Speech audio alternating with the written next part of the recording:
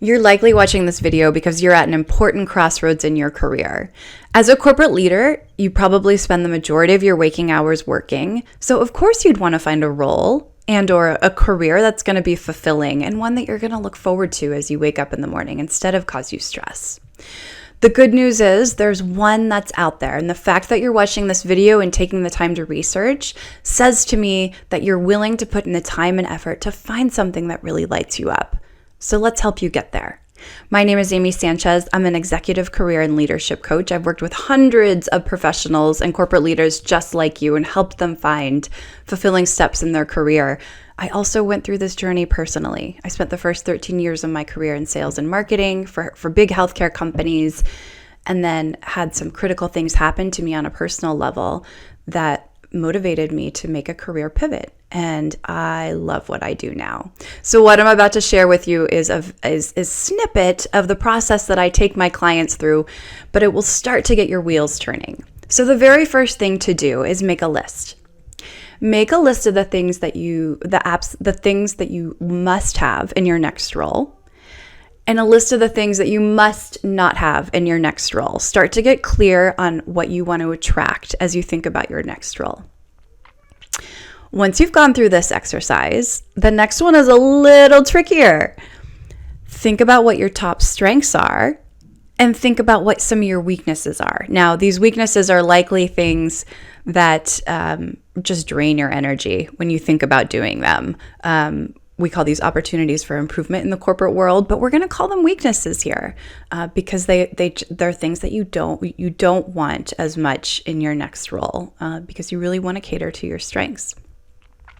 Now, I often am surprised when I work with corporate leaders that I find when I ask them what their strengths are, they have a really hard time telling me. So if that feels like you, it's understandable because you're a high achiever and you're probably very focused on what your deficits are, and that's why you're feeling so stressed. But we really want to draw out your strengths. So if you're struggling with this, reach out to some trusted sources, past colleagues, friends, perhaps loved ones as well. I want you to get a 360, not just from people that you work with, but people who are important in your life as well on a personal level, and ask them what your strengths are. You might be surprised to hear what people say, and I'm willing to guess that you're going to hear some repeating themes as well. So now that you know what your must-haves, your must-not-haves are, your strengths, and then the activities that you don't want in your next role are, those activities that zap your energy, the third step is to write down a list of all of the jobs and all of the industries that you've ever been interested in. Now, sky's the limit here. Try to set aside your analytical mind, all of the years of training, all of the experience that you've had thus far. We're just going to put that aside for a moment because we really want to cast a wide net to make sure you end up where you are. Now, you might put down a job that doesn't seem realistic, but there might be elements of that job that really lead to ahas as to what you want as you seek your next role. So be all-encompassing in this final exercise. Once you've done all of those things, the final step then is to reach out to people who are in those industries that you identified as ones you're interested in. Casually interview them. Make it fun. This shouldn't be stressful for you. It shouldn't be stressful for them. You are on a journey to really uncover what it is you're meant to do next and what's calling you. So make it very casual. Don't put a lot of pressure on yourself. This is really where you get to explore where you want to go next. This is all about you. How many times do we get to do activities that are all about us?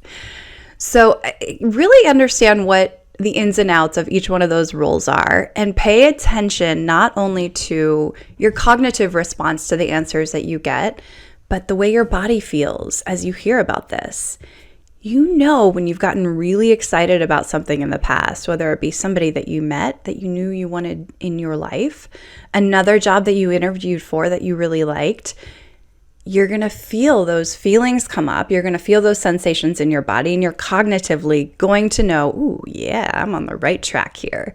Pay attention to those cues, because that means that you're getting closer to your target, closer to the job that's really going to fill you up, really going to make you happy. So get started with this exercise. It's a great way to start to narrow down your options. And then once you've got your target, you know where you're headed. This is going to prepare you for interviews too, because you're already going to be able to nail the question of why should we hire you? I hope this is helpful. If you do need a partner on this journey, I work with corporate clients on who are at a crossroads in their career all the time. You can contact me or learn more on my website. It's swimagainstthecurrent.com or swim-against.com. Good luck, and I look forward to hearing where you end up on this journey.